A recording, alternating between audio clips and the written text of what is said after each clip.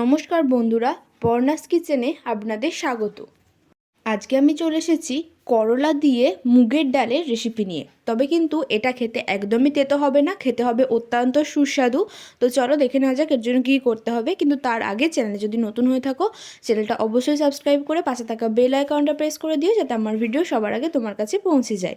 তো এই ডালটা করার জন্য প্রথমে আমি দেখো এখানে একটা মাঝারি সাইজের বাটির হাফ বাটি নিয়ে নিয়েছি মুগের ডাল। এই মুগের ডালটাকে এরপর আমি খুব ভালো করে ভেজে নেব। তো তার জন্য একটা কড়াই নিয়ে নিয়েছি। কড়াইটা এখানে গরম হয়ে যাবে, গরম হওয়ার পরেই কিন্তু আমি ডালটা দেবো। এই হাফ বাটি ডালটা দিয়ে দিলাম। এরপর এটাকে 2 মিনিট একটু এইভাবেই আমাদের নেড়ে নিতে হবে, অর্থাৎ ভালো করে ভেজে নিতে হবে। আর 2 মিনিট নাড়ার ফলে কিন্তু এটা থেকে একটা খুব সুন্দর গন্ধ আসবে। আর ঠিক তখনই আমি এখানে দিয়ে দেবো জল, এই ডালটাকে ধুয়ে পরিষ্কার করে নেওয়ার জন্য। তো জল দিয়ে খুব ভালো করে প্রথমে আমাদের আগে একটু নাড়িয়ে নিতে হবে এইভাবে। এরপর এখানে দিয়ে দেবো 1 চামচ মতো লবণ। আর এটা 3 থেকে 4 মিনিট পর এটা যখন ফুটে আসবে তখন কিন্তু ওপরে এইভাবে ফেনা জমে আসবে।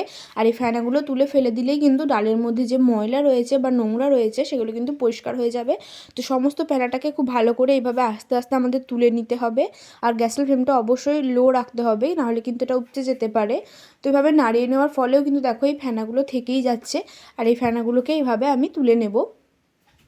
তো এইভাবে তুলে নেওয়ার পরে যে দেখো ডালটা কিন্তু একদম পরিষ্কার হয়ে গেছে। এরপর আমি এই ডালটাতে দিয়ে দেবো 1 চামচ মতো সর্ষের তেল। আর সর্ষের তেল দিয়ে আরও একবার খুব ভালো করে এটাকে আমি নাড়িয়ে নেব। আর নাড়িয়ে নিয়ে এটাকে আমি রেখে দেবো সেদ্ধ করতে। ডালটাকে কিন্তু একদম পুরোপুরি ভালো করে সেদ্ধ করে নিতে হবে, এটা সেদ্ধ হোক। আর এখানে আমি নিয়ে নিয়েছি দেখো করলা নিয়ে নিয়েছি। এই করলাতে এবার নুন হলুদ মাখাবো, তার জন্য অল্প একটু নুন দিয়ে দিলাম আর অল্প একটু হলুদ গুঁড়ো দিয়ে দিচ্ছি।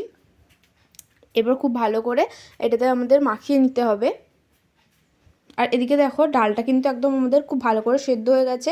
ডালটা কিন্তু এইভাবেই মোটা করে সেদ্ধ করতে হবে, যার ফলে কিন্তু এই ডালটা খেতে ভালো লাগবে অনেক বেশি। অর্থাৎ পুরো ডালটাকে আমি খুব ভালো করে একটু বেশি করেই সেদ্ধ করে নিয়েছি।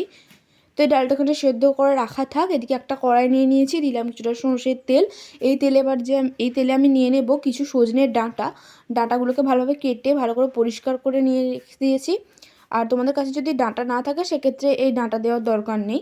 তো ডাঁটা থাকলে অবশ্যই এটাতে দিও। আর এটাকে 2 মিনিট এইভাবে একটু ভেজে নেবো, সেদ্ধ করব না, 2 মিনিট একটু ভেজে নিয়ে এই তেলে এরপরে এই ডাঁটাগুলোকে আমি তুলে নেব। তো এই ডাঁটাগুলোকে তুলে নেওয়ার পর ওই যে তেলটা রয়েছে ওই তেলে আমি এই যে করলাগুলোকে আমি নুন হলুদ মাখিয়ে রেখেছিলাম সেই করলাগুলোকে ভেজে নেবো। আর এই করলাগুলোকে কিন্তু অবশ্যই একদম লাল লাল করে ভাজতে হবে, নাহলে কিন্তু ডালটা তেঁতো হয়ে যাবে। তো তার জন্য এই করলাগুলোকে খুব ভালো করে আমরা লাল লাল করে ভেজে নেবো, একদম বেশ কিছুক্ষণ ধরে সময় নিয়ে। প্রত্যেকটা করলাই যেন খুব ভালো করে ভাজা হয়ে যায়। তো এই যে দেখো আমাদের লাল লাল করে ভাজা হয়ে গেছে। এই অবস্থায় আমি করলাগুলোকে তুলে নেব। তুলে নেওয়ার পর ওই কড়াইয়ে আমি দিয়ে দিচ্ছি কিছুটা সরষের তেল। এবার ফোড়ন হিসেবে দেবো 1 চামচ মতো গোটা জিরে, দিয়ে দেবো 1 চামচ মতো এরপর রাঁধুনি দিলে কিন্তু খুব সুন্দর একটা ফ্লেভার আসে এবং খেতেও একদম দুর্দান্ত হয়। রাঁধুনি দেওয়ার পর এখানে দিয়ে দিলাম একটা শুকনো লঙ্কা, তার সাথে সাথে দিয়ে দেবো 2টো তেজপাতা। এগুলি আমি ফোড়নে দিলাম। এরপর এটাকে একটু নাড়িয়ে চাড়িয়ে নিতে হবে, দেখতে হবে তবে যেন পুড়ে না যায় সেটার দিকে খেয়াল রাখতে হবে, অর্থাৎ এটাকে লো ফ্লেমে করতে হবে।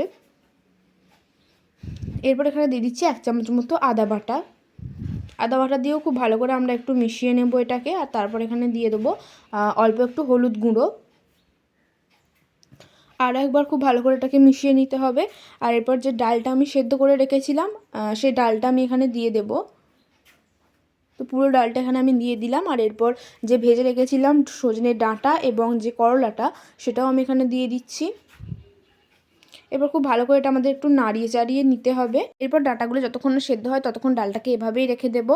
আর ডাঁটাগুলো যতক্ষণে সেদ্ধ হয়ে যাবে, একদম পুরোপুরি সেদ্ধ হয়ে যাবে, ঠিক তখন আমি এখানে দিয়ে দিচ্ছি অল্প একটু নুন আর দিয়ে দেবো 1 চামচ মতো ভাজা মশলা। এই ভাজা মশলাটা আমি 5 ফোড়ন আর সর্ষে খুব ভালো করে ড্রাই রোস্ট করে, অর্থাৎ কড়াইয়ে শুকনো খোলায় ভেজে আমি পেস্ট করে নিয়েছিলাম। তো সেটাই দিয়ে দিলাম 1 চামচ মতো। আর তার সাথে সাথে এখানে দিয়ে দেবো স্বাদটাকে ঠিক রাখার জন্য অল্প একটু চিনি। তো এরপর আর কি ভাজা মশলা আর এই চিনিটা দেওয়ার পর একটু ভালো করে নাড়িয়ে চাড়িয়ে নিলেই কিন্তু আমাদের আজকের এই করলা দিয়ে মুগের ডালের রেসিপিটা একদম তৈরি হয়ে যাবে, যেটা খেতে কিন্তু অসাধারণ হয়। তোমরা অবশ্যই বাড়িতে একবার ট্রাই করে দেখো। তো এই যে দেখো আমাদের রেডি কিন্তু আজকের এই ডালটা। কেমন লাগলো ভিডিওটা অবশ্যই জানিও, আর ভালো লাগলে ভিডিওটাতে অবশ্যই একটা লাইক করে দিও।